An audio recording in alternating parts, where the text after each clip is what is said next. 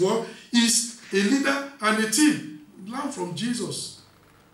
When God sent him to come and execute a job, what did he do? He was the leader. He chose apostles, and then they were with him.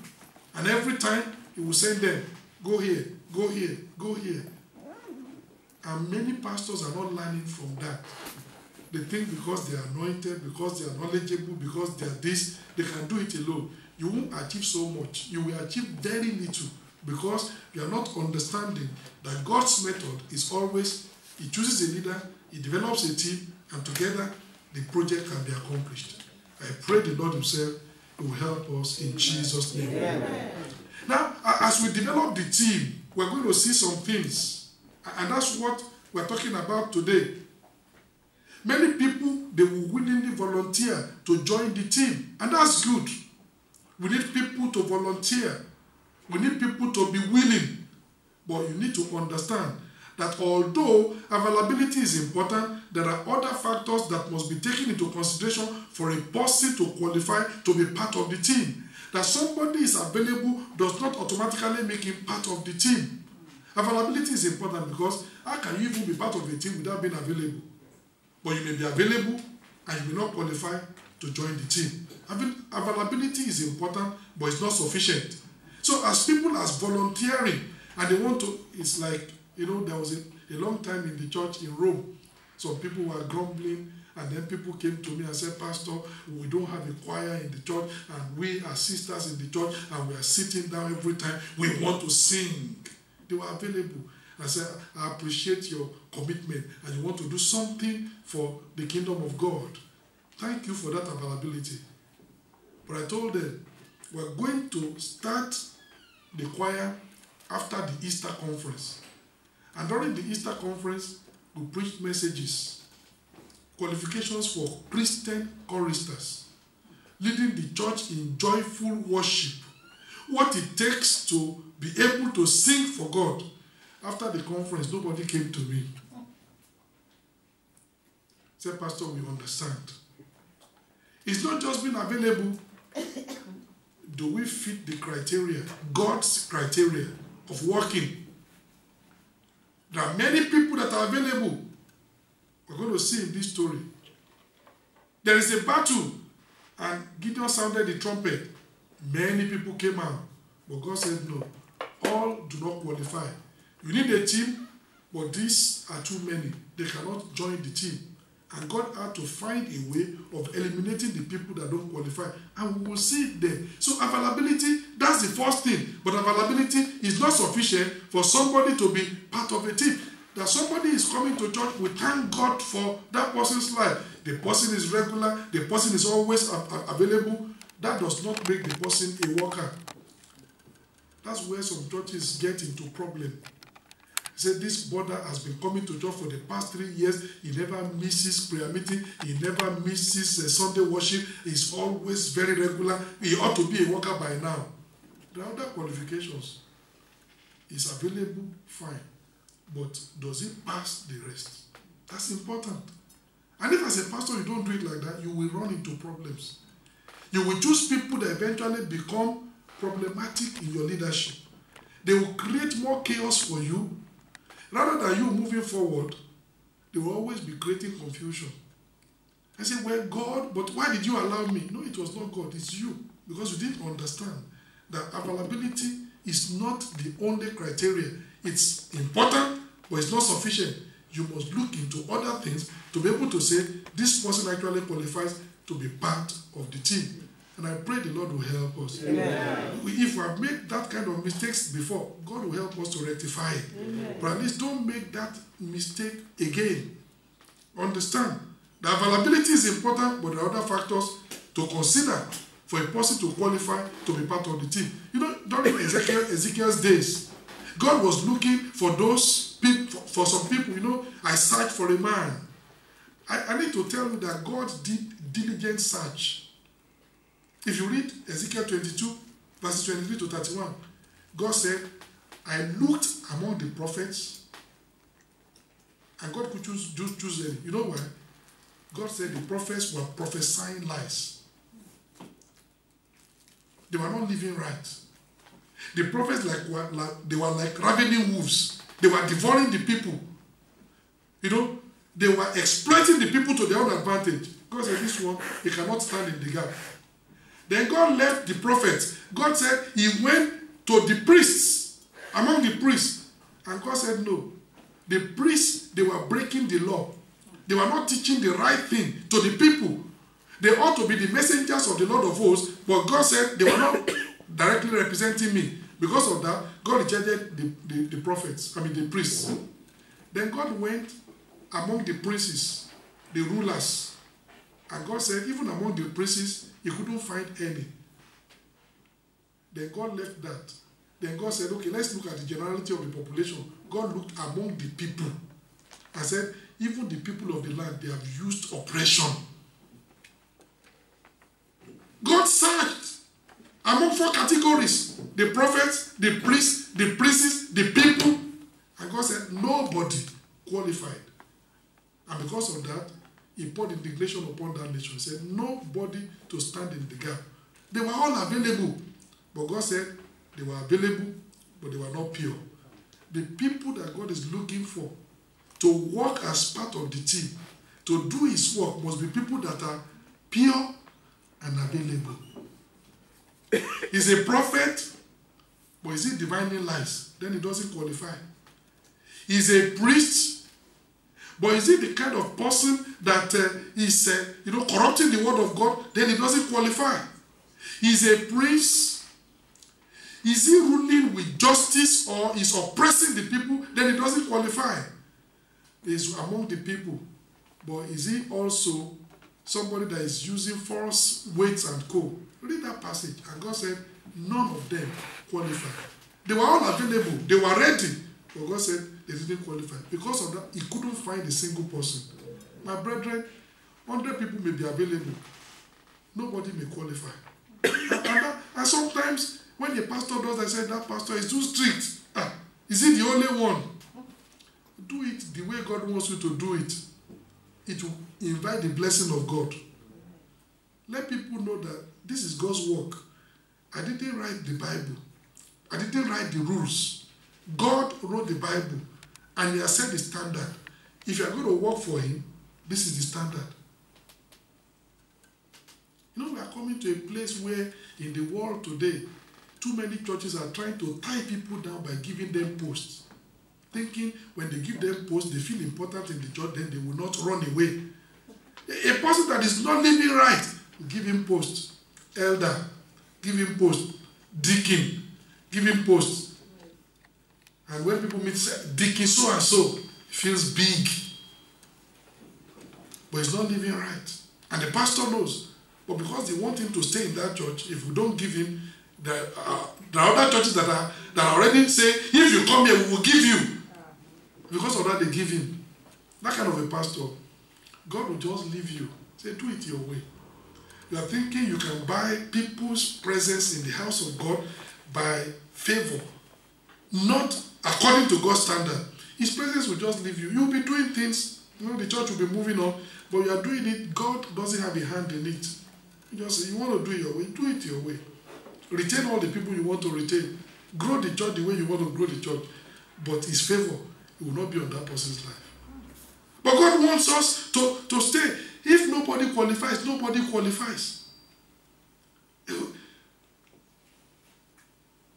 Flood of Noah, how many people qualified?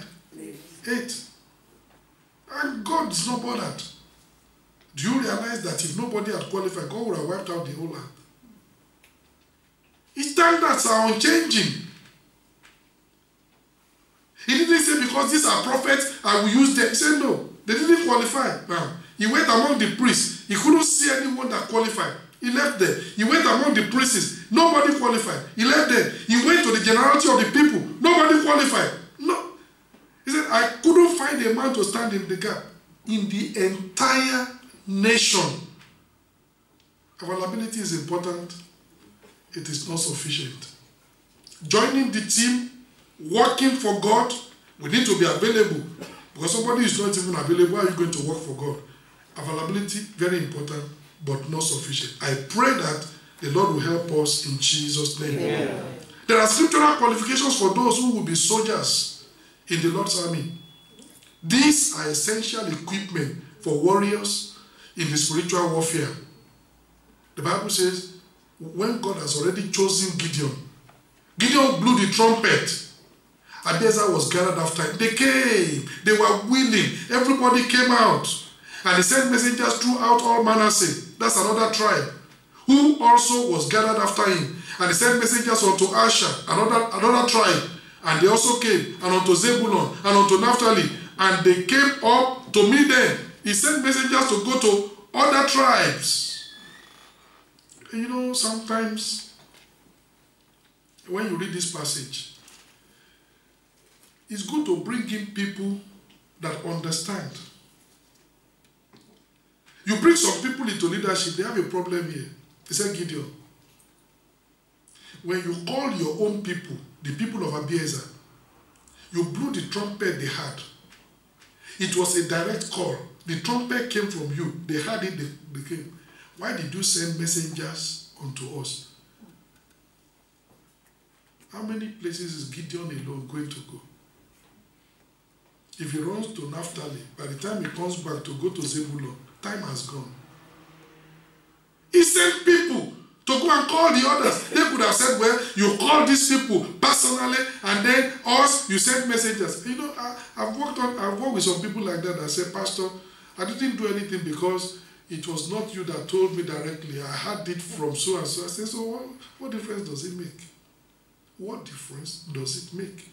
This is what the church wants to do. You were not around when we made the decision, and we told, I discussed with the others, and I said, pass on this message to say, no, Pastor, I want you to say it. Those are people that create problems. But these people, thank God, Abiezer had a trumpet directly from Gideon. They came. They heard about the call to warfare from messengers sent by Gideon, other people. They came. The most important thing is, you have heard there is warfare and your presence is needed. Whether it is the pastor that gave you the information direct, or you say it's second-hand information, information is information. Amen? Amen. And the Lord will help us in Jesus' name. Amen. Those some brethren will say second-hand information. What information is second-hand? This is what we need to do. That's okay.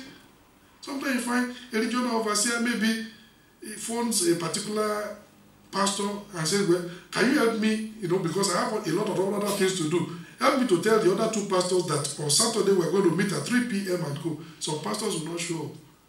Say, why did he not tell me directly himself? Why did he have to send another pastor to me? I pray that this year will not be like that. The most important thing is information has come to you.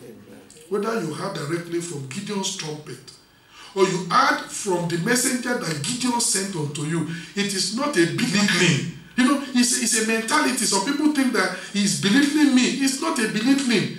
This is to make things effective. How many places will Gideon go by himself to go and tell them, come, this tribe, this, come. By the time you do, the enemy has already overrun the nation. Gideon had to send people, efficiency, disseminate the information. This is what we need to do as a nation. Everybody rise up to the task. And thank God they rose up to the task. I pray that we will be like that. Amen. So if there is an information coming from your regional overseer and the information came to you second hand or third hand or fourth hand, the most important thing is information is information. Respond to the call. The Lord will help you in Jesus' name. Amen. So these people, those who had Gideon's direct trumpet, they gathered after him. Those who had information from the messengers that Gideon sent throughout all Manasseh and Asher and Zebulun and Naphtali, they came up to meet already the people gathered unto Gideon. In Judges chapter 7, let's see it. In Judges chapter 7, in verse 3. Now therefore, go to proclaim in the ears of the people, saying, whosoever is fearful and afraid, let him return and depart early from Mount Gilead. And there returned of the people 22,000, and there remained 10,000. So if you read from that, the total number of people that came out to come and, that made themselves available, they were 32,000. That's what we are talking about. Gideon blew the trumpet. 32,000 came out. They responded to the trumpet call. And they made themselves available to join the team. But unfortunately, not all of them eventually were chosen to be part of the team. Availability is important. At least thank God that they made themselves available. But it's not sufficient.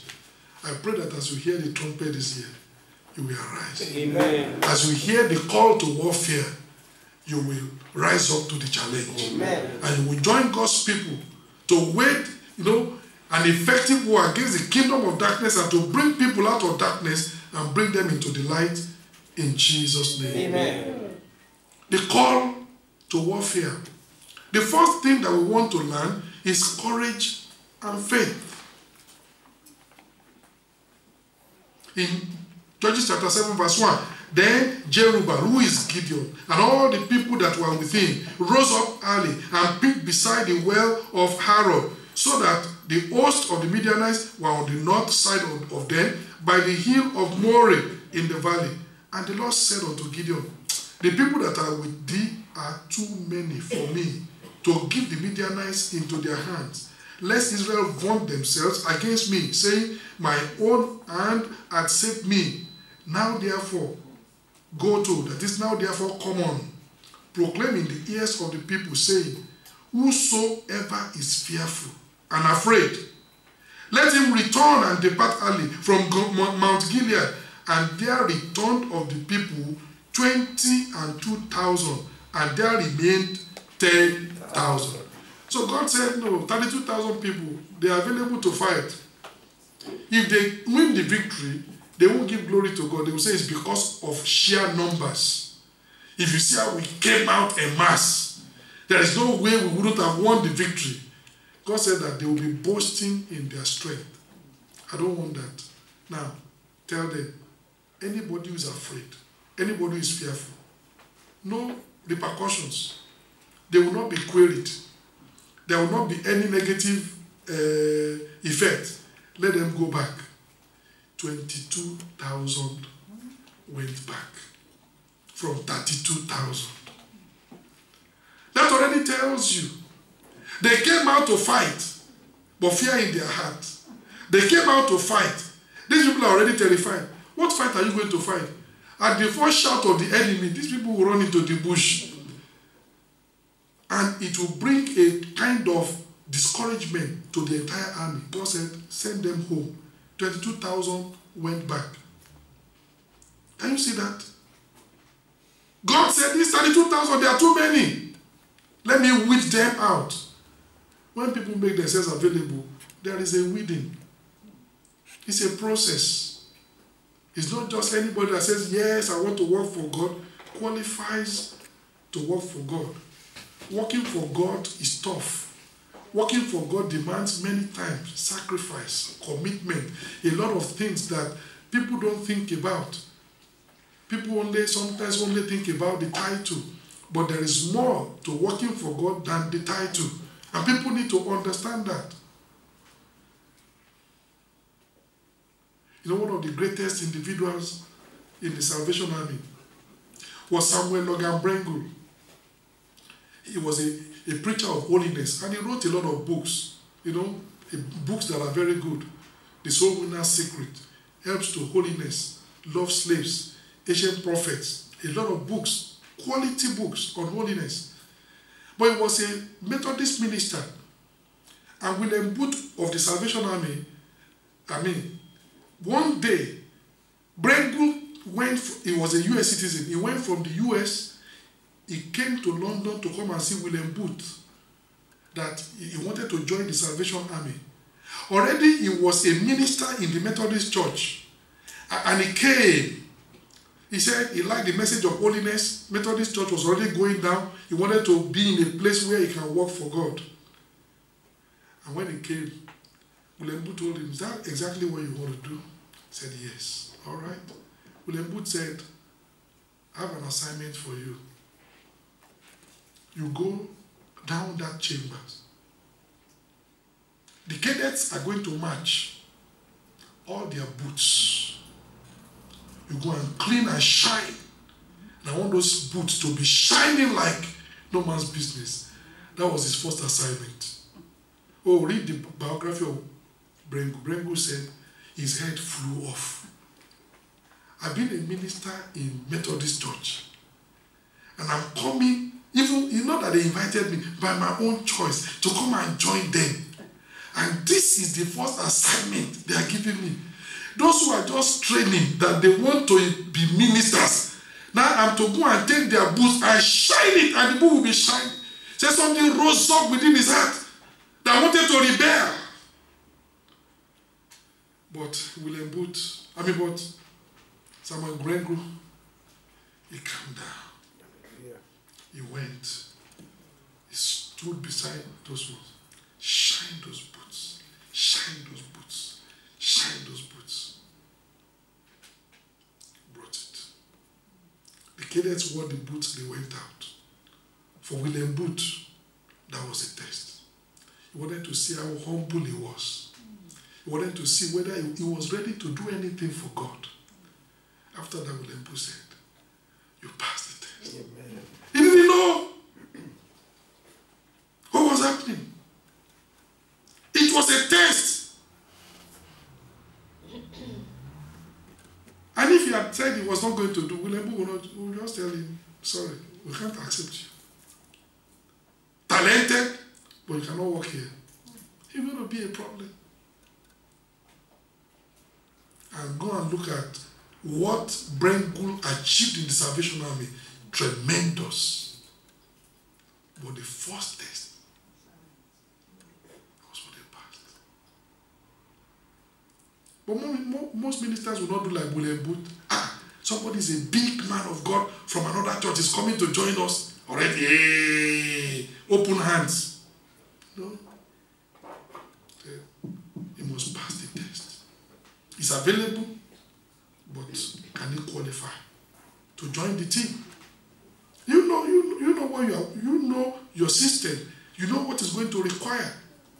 In Salvation Army, anybody can do anything. William Booth himself, as the head of the Salvation Army, he can do what he told Brengu to go and do. Sit down and shine those shoes for those boys. That's how they operate. And he wanted somebody that is going to join them to be of that spirit. You can serve anybody. Not that you said that I'm the most senior prophet. How can I be, serving somebody in the church food who is just born again? And that person doesn't qualify. Amen? Amen. So God told Gideon, tell the people, all those who are fearful, let them go back. I'm not going to punish them. I'm not going, no repercussions, nothing. But they are free. Let them go back. 22,000 went back. Do you realize, if you put 22,000 and you divide it by 32,000 and you multiply it by 100, it gives you 68.75%. More than 2/3 of the people that came out, of the people who volunteered, they went back because of fear. Fear. They've not seen the enemy. The battle has not started. Just Gideon saying, this battle is going to be a great battle. If you know you are fearful, we are not going to punish you when we come back from the battle. You are free. Go back home. Say, thank God. 22,000 went back. Fear. And if you talk about warfare, one of the most important qualities in warriors is courage. You cannot allow fear. The moment fear enters into your heart, you have already failed. There is no way you can face the enemy. You will be defeated. Fear. Fear has torment. Fear paralyzes the will of progress. You remember the case of Saul. Fear incapacitated Saul and the army of Israel that they couldn't confront Goliath. Do you see that Goliath has not shot any arrow? Goliath didn't, no bows, nothing. Goliath just came and said, are you not servants to Saul? Am I not a Philistine? Are you servants to Saul? Send me a man that will fight me. If I kill him, you will be our slaves. If he kills me, we will be your slaves. I defy the armies of Israel. The Bible says that Israel, they were running. They were so afraid. They were greatly afraid. No arrow, no, just voice. Boomeranging voice of the enemy. Already, they were afraid. That's what fear does. Fear just cripples you. Fear just paralyzes you.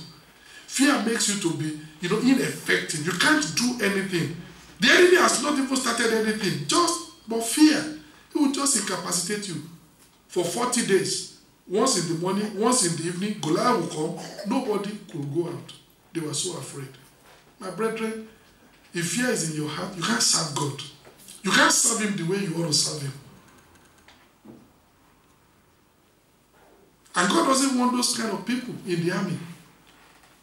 Cowards in the service should not have a place. God said, if anybody is fearful, let him go back. Look at 1 Samuel chapter 17. And see the story I'm telling you about. So afraid. Why? Fear. 1 Samuel chapter 17, verse 11. The Bible says, when Saul and all Israel heard those words of the Philistines, they were dismayed. And what? He didn't even say they were dismayed and afraid. He said greatly afraid. Words. The enemy has not fired an arrow. He has not fired a bullet. Just words. And let me tell you, that's what we call psychological warfare. In warfare, it's there every time. If you remember when America went to Saddam Hussein, Saddam Hussein had that man that they call Chemical Ali. He was his information minister. Chemical Ali will go on the radio and say the infidels, we've already wiped them out. They are losing, no? If you follow the story, and they are broadcasting that thing all over the world. And sometimes Americans will be saying, it doesn't mean they work. He said, those infidels don't mind them. All what they are saying on BBC and Al Jazeera, and all of those are lies. We are here. We have already wiped them out. All their army lies.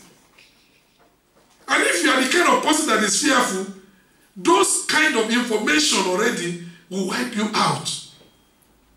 It's normal. It's a bragado.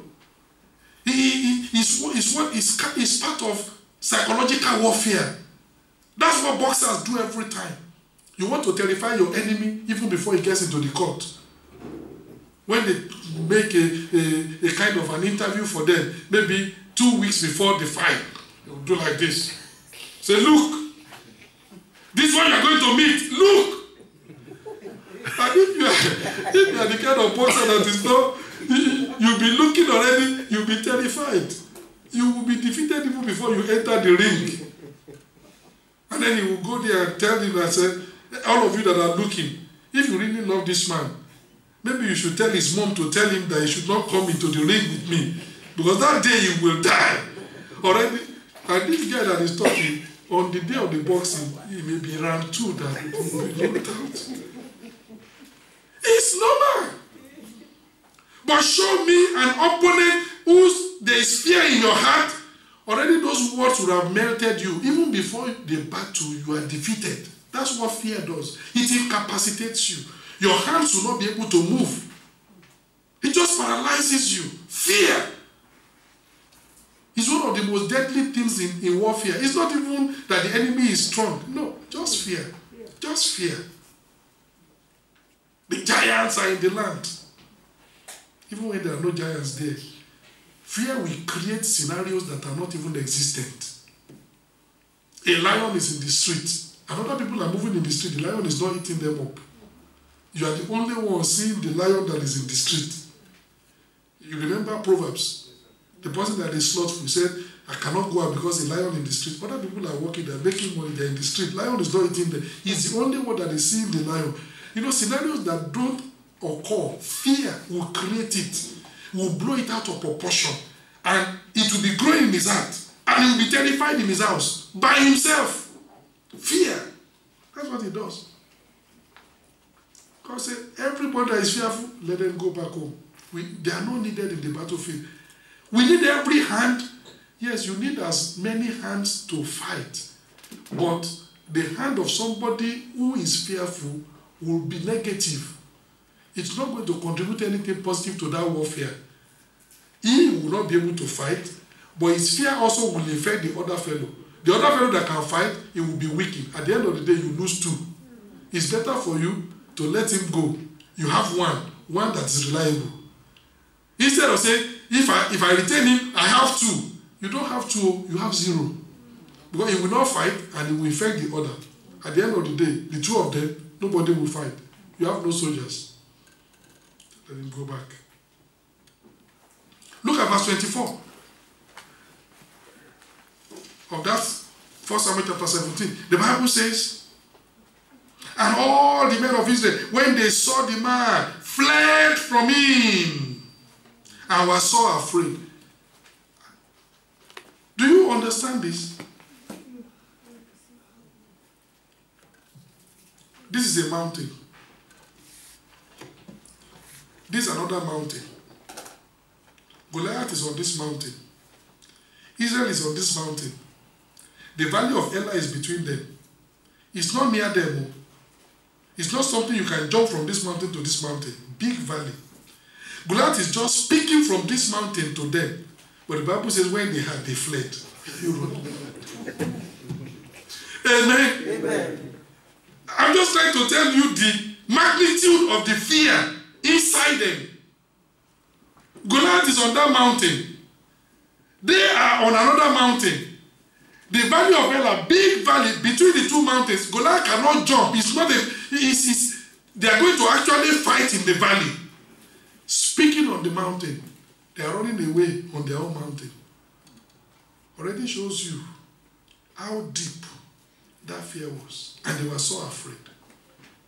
And when David had, to tell you that they were so afraid, Saul had given 3 things. And Saul said, whoever will volunteer to go and fight Goliath, if he wins, number 1, the taxes we normally collect, his family will never pay tax again in Israel. 1. Second prize, the king will enrich him with many riches. Third prize, the king will give him his daughter to marry. Despite that 3 prizes, nobody was ready to volunteer. When David said, repeat what you said again. They said, your family will never pay tax anymore. The king will enrich you with many riches. The king will give you his daughter to marry. And then he said, with all these prizes, nobody was ready to even risk his life. Is to tell you the degree of the fear that has taken hold of the entire nation. Incapacitated. Show me a group of people that are fearful, and show you a group of people that are going to be incapacitated. They will not be able to do anything. The enemy may not do anything, but they themselves, they cannot do anything. They are just paralyzed by their own fear. They can't move. I pray the Lord will help us. Amen. This year will be courageous. Amen. We will not allow any fear of recession, fear of economic collapse, fear of if we go on evangelism, nobody listens. You're not going to allow any fear. You move out. Amen. You believe God. Amen.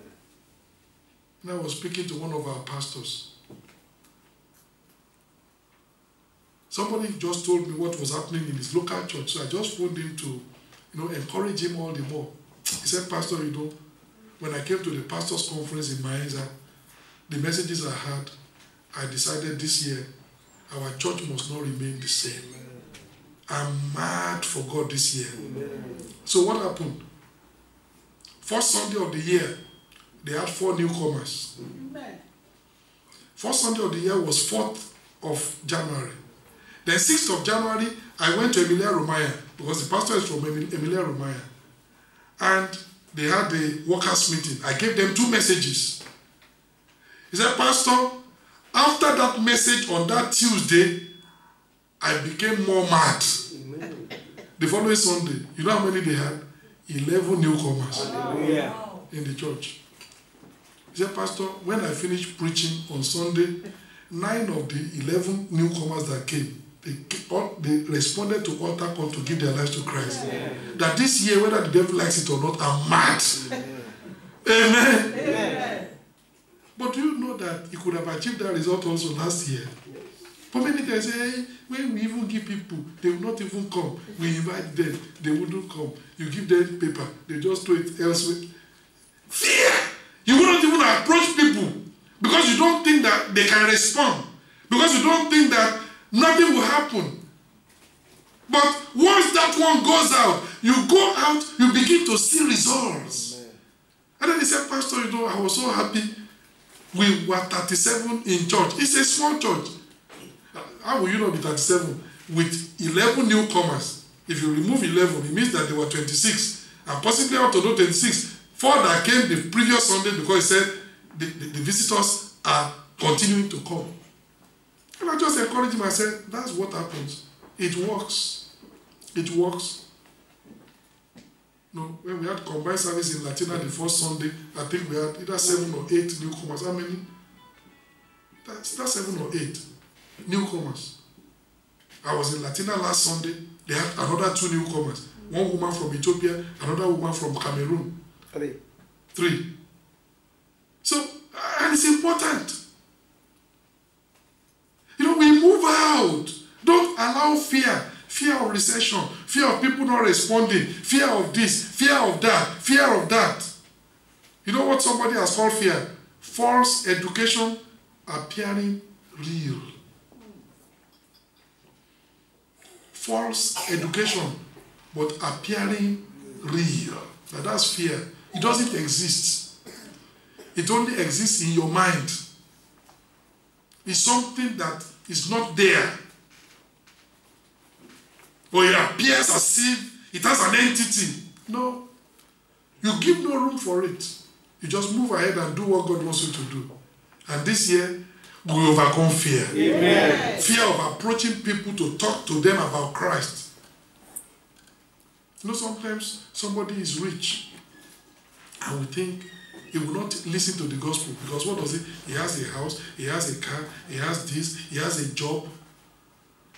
Let me tell you, many times rich people have more problems than poor people. Yes. Then they use their wealth and their position to camouflage, to bring a false front as if everything is okay. Not everything is okay. If you sit down to talk to them, when some of them open up, you will almost be weeping for them. They're looking for somebody to talk to. They have challenges in life. And we need to understand that. You meet them, you talk to them. Talk to them about Christ. Talk to them about the Prince of Peace. Talk to them about the fact that they need a Savior. Today they may say no. But tomorrow, when they need him, they know where to come. They'll come to you. I've had a lot like that. Some people I will talk to, they will, I don't need Christ. 1 year later, by themselves. 2 years later, they come back. That Jesus will talk to me about that time. Now he's in hot soup. He has gone to here, he has gone to here, he has gone to here. No solution. And then he remembers that you talked about a Jesus that can give solution. Then, by himself, then he comes to you. If I didn't talk to him at that time, will he know where to go? No. Sow your seed. Some will not germinate now. They will germinate in 6 months' time. Because they will come to the right place. You know, worry, many years ago, well, around 1984 when I did my youth corps, there was a sister that is in Warri Deeper Life Bible Church. She was working in Shell, like a secretary. And she had been inviting one of the directors in the company, big boss, and that one would be making jest. All this your SU. What do we need it for? We have money, we have this, we have that. They just make jest of her. They don't do anything. He will never come. Then one day, that director came to the sister in secret and said, that your Bible study used to go. What day? The sister was wondering. So I said, this evening when I finish work, I said, okay, I'll go with you. This is now the boss, and he didn't want other people in the company to know. Came in secret. That's your Bible study. When? And the sister said, I will take you, my car. You don't need to take has big car. This sister will be taking bus. I'll take you. We'll go to the Bible study together. Okay. They came to the Bible study together. They didn't tell the sister what he was going through. At the Bible study, choruses went on. After the choruses, the brother was going to do the announcement, did the announcement. I said, well, we want to welcome. It's a small church. Meeting in primary school. We didn't have a building of our own. And this big director that has been used to shell office, air condition, rocked, sitting on primary school bench.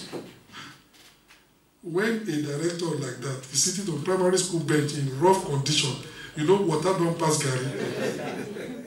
He didn't tell this sister by himself. So this brother was, announcing, okay, today, if you're a newcomer, please, we want to recognize you, we want to welcome you to the church. Can you raise up your hand? Reluctantly, he raised up his hand. Can you stand up? He stood up. Now we're going to church, we're going to pray for him, and that God is going to bless him.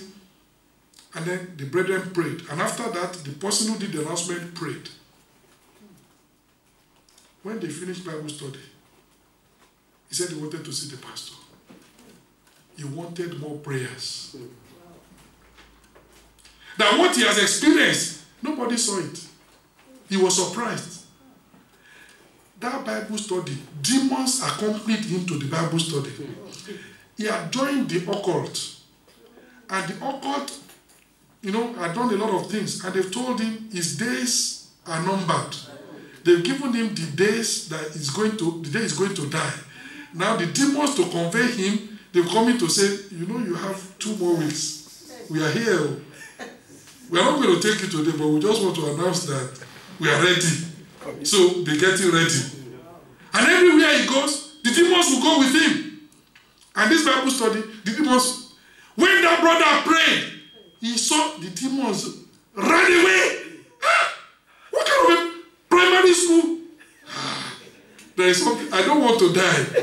After church, after Bible study, he wanted to see the pastor, that he needs more prayer. Nobody told him. Then he began to talk. He began to talk. He gave his life. He said, big men have big problems. This year, we must talk to them. Amen. Everywhere you go, talk to people. You don't know what they are going through. Your talking to them may be their salvation. Today, they may not respond.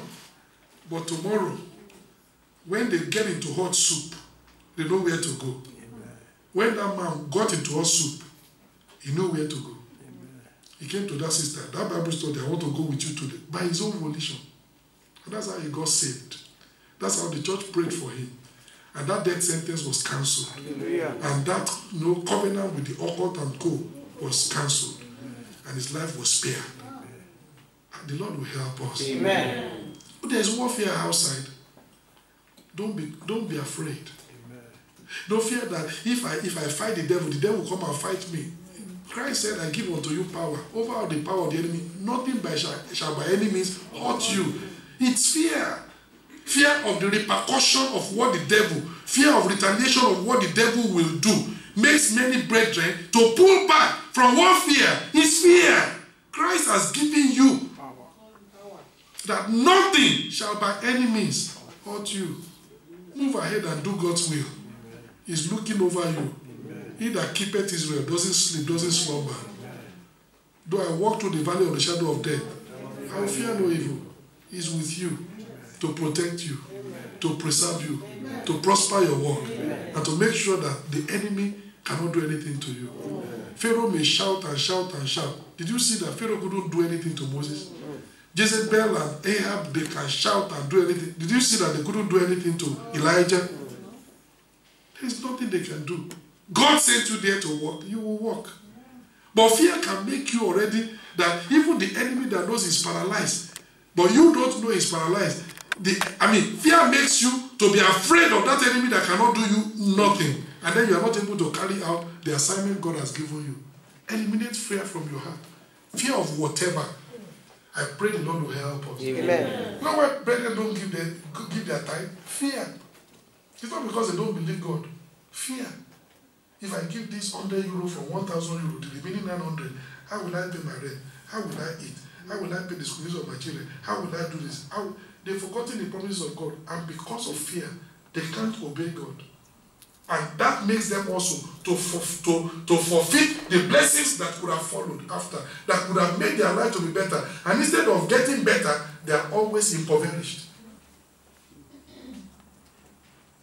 Fear. It's just fear. Fear that what is left will not be sufficient. Don't allow fear to grip your heart. Fear paralyzes. Fear cripples. Fear incapacitates. 1 John chapter 4, the Bible says, fear has torment. Just terrifies you. You are capable of fighting, you will run back home.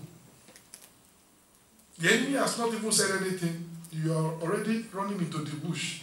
Fear. I pray the Lord will help us in Jesus' name. Amen. Fear has torment and paralyzes the will of progress. Fear incapacitated Saul and the army of Israel that they couldn't confront Goliath. Fear caused the army of Israel to melt into thin air when confronted by the Philistines. Look at that 1 Samuel chapter 13. Fear. I pray that today, even if there is fear in your heart, it will fly away. Amen. That fear will be ejected. Amen. 1 Samuel chapter 13, from verse 5. And the Philistines gathered themselves together to fight with Israel.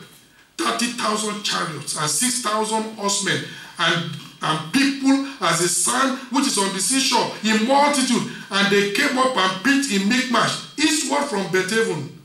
When the men of Israel saw, no fighting, no. Just see. When they saw that they were in a strait, for the people were distressed, then the people did hide themselves in caves and in thickets and in rocks and in high places and in pits. And some of the Hebrews went over Jordan to the land of Gad and Gilead. As for Saul, he was yet in Gilgal, and all the people followed him. How? Trembling. Many of them already disappeared. Some ran into the bush, hid in the rocks, in caves, ran away. Some of them, they even left the country, crossed over the river. The enemy has no fighting yet. Just, gathering his ammunition and saying, we are just the enemy getting ready for battle. Already people have melted away. That's what fear does. The enemy has not started anything, just moving. People are already melted away.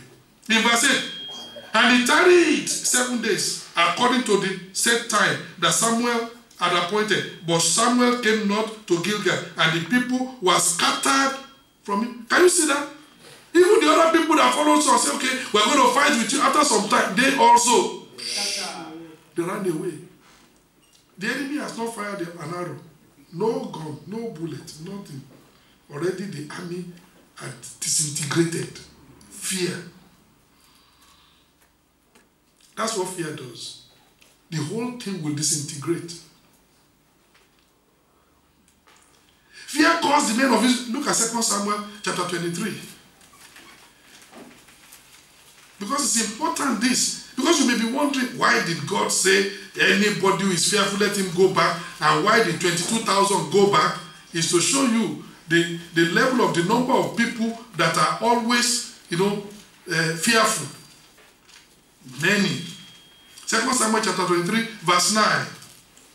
And after him was Eleazar the son of Dodo, the Ahohite, one of the 3 mighty men with David, when they defied the Philistines that were gathered together to battle, and the men of Israel were gone away.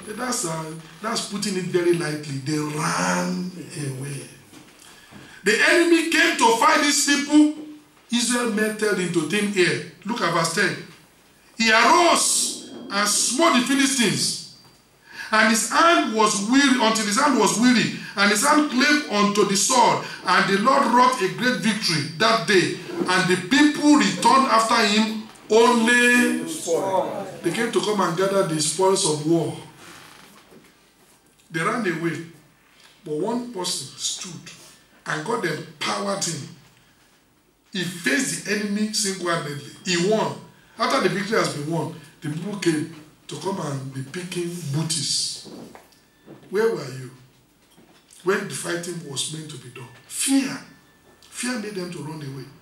Verse 11. And after him was Shammah, the son of Agi the Ararite, and the Philistines were gathered together into a troop, where was a piece of ground full of lentils, and the people fled from the Philistines. But he stood in the midst of the ground and defended it and slew the Philistines, and the Lord wrought a great victory. This was another time again with another leader. The children of Israel, they ran away again. Fear. And Shammah stood. This is our heritage. The enemy will not take it. I will fight. And he fought. God empowered him. He won the victory. Where are the others? Even when the enemy has not even done anything, if fear is in you, you will run away. You will run away from the battle. Nothing has started. That's what happened. Even before the battle, they ran away. Not once. It happens every time. That's why fear is one of the most deadliest things in people. Fear. Fear. I pray the Lord will help us. Amen. So fear caused the men of Israel to run into the bush at the first appearance of the enemy. As the songwriter, the song that we have just sang, if you are in the battle for the Lord and right, keep on the firing line. As that songwriter puts it, cowards in the service shouldn't have a place at all. People who are fearful, who are trembling, they shouldn't have a place. It's going to be demoralizing for the army. They shouldn't be there. Let them go back home. That's why God told Gideon, tell them, whoever is fearful and afraid, let him go back home.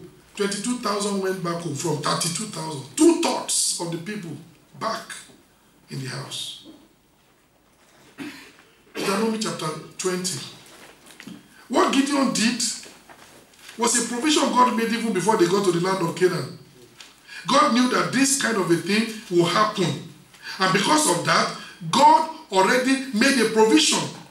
And God already knows what you are going to face in 2015. Amen. And He's warning you before they even come. Amen. So that they will not take you unawares. So that they will not be strange when they are happening. Christ told the disciples, when these things happen unto you, you shouldn't be strange. Remember that I've told you of them before time. Deuteronomy chapter 20 verse 1. When thou goest out to war, to battle, against thy enemies, and seest horses and chariots, and a people more than thou. What did God say? Be not afraid of them, for the Lord thy God is with thee, which brought thee up out of the land of Egypt. God says that was what happened. They saw 30,000 chariots, 6,000, horsemen, this and that. When the Bible says when they saw, they started running away. But God had warned them before. At this time, they were not in Canaan. This was the last